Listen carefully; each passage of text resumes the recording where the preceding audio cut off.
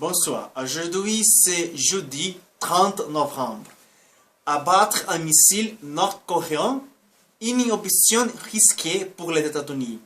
Washington a les moyens de frapper un engin en vol, mais cette éventualité pose des problèmes légaux, stratégiques et techniques. Et le problème comme Nord-Corée. La multiplication des tirs de missiles nord-coréens, une vingtaine depuis le début de l'année, dont 3 de type intercontinental et d'un défi à une injonction américaine. Avec la nouvelle provocation de Pyongyang, mercredi 29 novembre, la désespération s'est faite ressentir. Un représentant républicain de Californie, Dana Rohrabacher, lançait ainsi en septembre.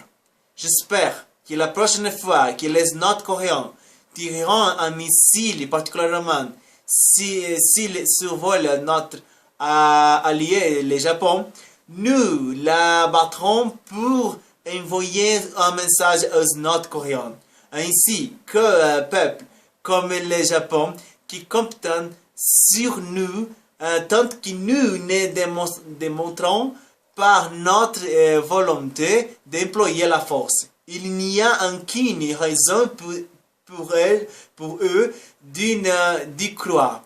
La doctrine américaine n'a pas fondamentalement changé pour l'heure.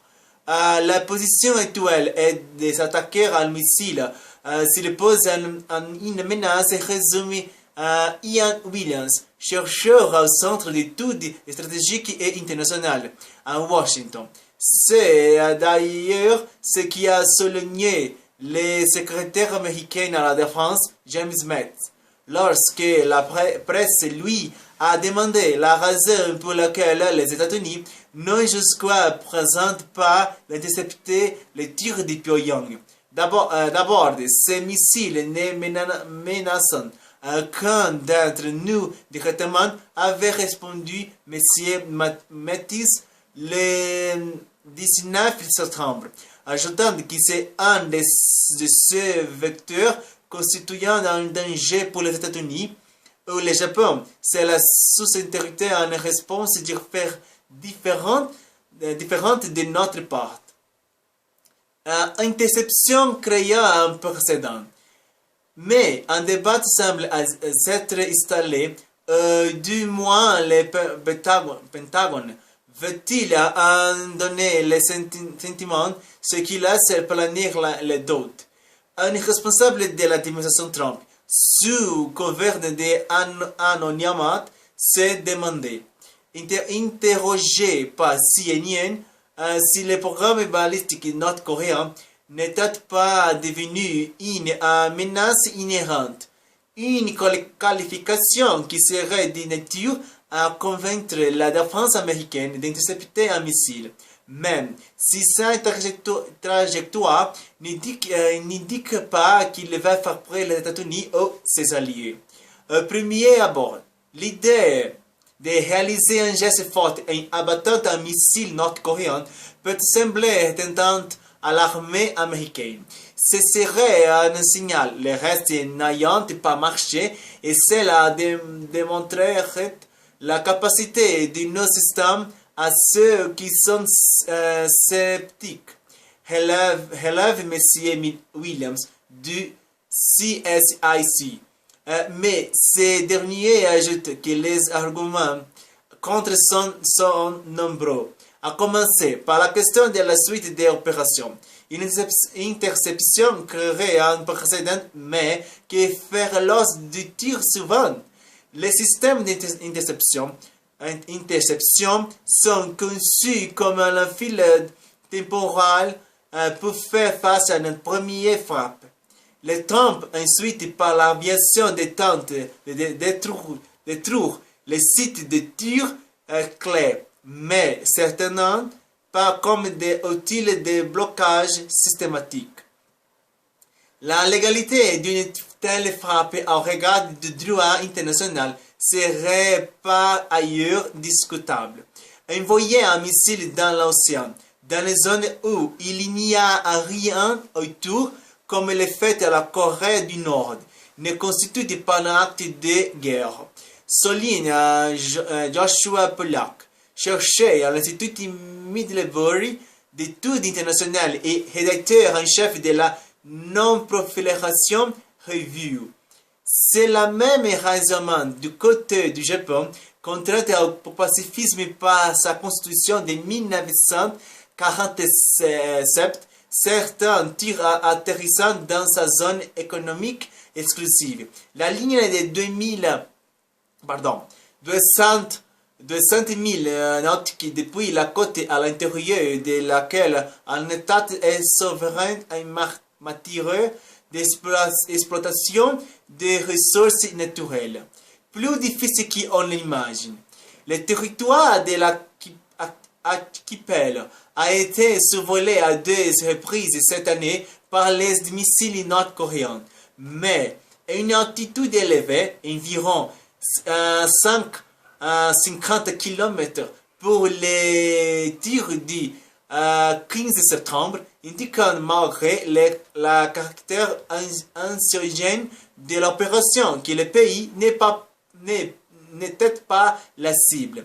Mais dans un entretemps, Financial Times en octobre, le ministre japonais de la Défense, Itsunori Onodera, estimait que ce soit fait le Japon ou l'autre pays, je pense que battre un missile balistique pourrait être interprété comme une action militaire, à moins qu'une vous jugiez que c'est une attaque contre votre propre pays. Il est difficile d'abattre de tels missiles. Les armées américaines et japonaises ont théoriquement la capacité technique d'abattre un tel missile, mais c'est un jeu risqué. Quelle sera la réaction de Pyongyang? Voyant contre-productif. Il faudrait, en fait, pour abattre un engin, un descendant vers le sol nippon ou américain, qui ont des navires dotés du système d'interception en Aegis, des radars et batteries des missiles s'approchent dangereusement des côtes nord-coréennes et touchent les missiles en phase ascendante. En cas d'intercepter les missiles en phase descendante, il faudrait pour cela qu'un bâtiment américain n'est positionné en large dans le Pacifique et non à proximité du Japon ou d'autres îles relevant des intérêts américains.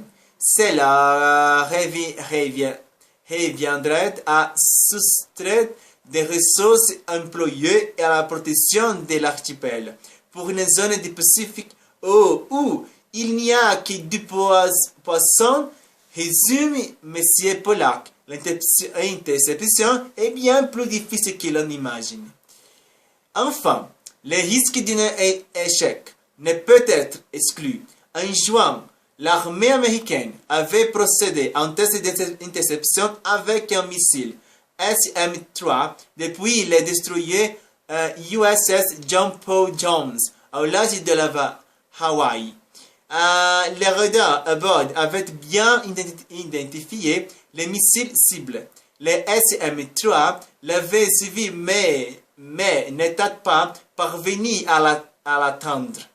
Une telle déconvenue face à un missile nord-coréen porterait un coup sévère à la crédibilité des sommations américaines. Je pense que l'interception des missiles balistiques des Nord-Coréens sera une déclaration de guerre contre les Nord-Coréens.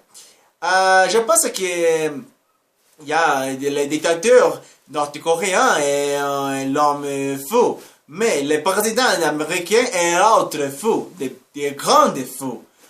Et si la situation de guerre est imminente, États-Unis et Corée du Nord sera la guerre plus terrible du monde, parce que sera la guerre nucléaire, non? Je pense qu'une attaque atomique qu'on comme l'attaque de la bombe de H, non? De hydrogène. Sera une guerre catastrophique pour la planète. Je pense que millions de personnes peuvent perdre la vie durant une guerre atomique contre notre Corée. J'espère que les États-Unis ne fait pas rien contre les missiles balistiques de Corée du Nord. Je pense que Corée du Nord n'attaquera pas les États-Unis. Non, c'est simplement un jeu. Mais le problème sera l'interprétation de Trump, qui est un grand fou, un président fou, un président stupide, qui sera attaque la Corée du Nord pour éviter, laisser un message que les Corée du Nord ne peut pas rien contre les Américains. Et cet erreur sera plus dangereux au monde. Parce que la guerre sera imminente. Aujourd'hui, maintenant, nous avons à regarder une vidéo avec les faut-il interdire les armes nucléaires? C'est une demande que j'ai fait à vous, si faut-il interdire les armes nucléaires? Maintenant, à regarder cette vidéo. D'accord? Un moment, s'il vous plaît.